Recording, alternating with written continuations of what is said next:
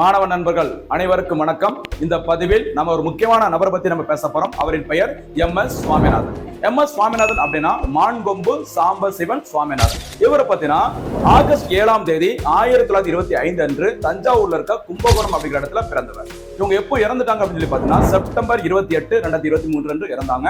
இவர் சமீபத்துல இவங்களை பத்தி நம்ம பாக்குறதுக்கு காரணம் என்ன அப்படின்னு சொல்லி பாத்தீங்கன்னா 1925ல பிறந்திருக்காங்க. இப்போ நமக்கு 2025, அதனால 100 ஆண்டுகள் நிறைவடைந்திருக்கு இவருடைய பிறந்த ஆண்டு வந்து. இதை முன்னிட்டு டெல்லியில பிரதமர் நரேந்திர மோடி தலைமையில சிறப்பு நிகழ்ச்சி நடைபெற்றது. அவங்கள பத்தி நிறைய விஷயங்களை நம்ம இப்போ நினைவு கூறலாம். முக்கியமான விஷயம், MS சுவாமிநாதன் அவர்கள் அப்படின்னாலே நமக்கு இந்திய பசுமை புரட்சியின் தந்தை என்று அழைக்கப்படுகிறார்.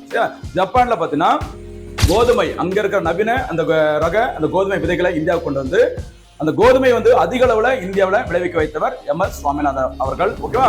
இந்தியாவோட மக்கள் தொகை வெடிப்பு காலம் 1961, அந்த டைம்ல அதிகப்படியான உணவு தானியங்கள் தேவைப்பட்டது.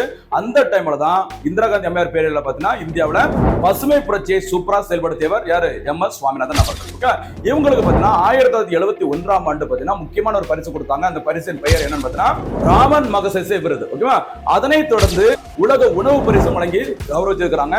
ரொம்ப ரொம்ப முக்கியமான விருது. இதை தவிர இந்தியாவுல குடிமக்களுக்கு வழங்கப்படும் உயரிய விருது எந்த விருதுமா? பாரத் ரத்னா விருது. அந்த விருதானது 2024ஆம் ஆண்டு 5 நபர்களுக்கு வழங்கப்பட்டது. அதுல ஒரு நபர் நம்மளுடைய MS சுவாமிநாதன் அவர்கள். இது தவிர இந்தியாவுல வேளாண் துறைக்கான ஆராய்ச்சிக்கான தலைமை அமைப்பு ஐகர் அப்படி சொல்லுவாங்களா, Indian Council of Agriculture Research சொல்லுவாங்களா, அந்த அமைப்பு 1929ல உருவாக்கப்பட்டது. அந்த அமைப்பிற்கும் டைரக்டர் ஜெனரலாக பதவி வைத்து பெருமை சேர்த்தவர் MS சுவாமிநாதன் அவர்கள். இது தவிர சர்வதேச அரிசி ஆராய்ச்சி அமைப்பு பிலிப்பைன்ஸ் தலைநகரம் மணிலாவில் இருக்கு. சரியா? IRRI சொல்லுவாங்க, இன்டர்நேஷனல் ரைஸ் ரிசர்ச் இன்ஸ்டிடியூட் சொல்லுவாங்க. அந்த அமைப்புகளையும் பார்த்தீங்கன்னா என்ன பொறுப்பு?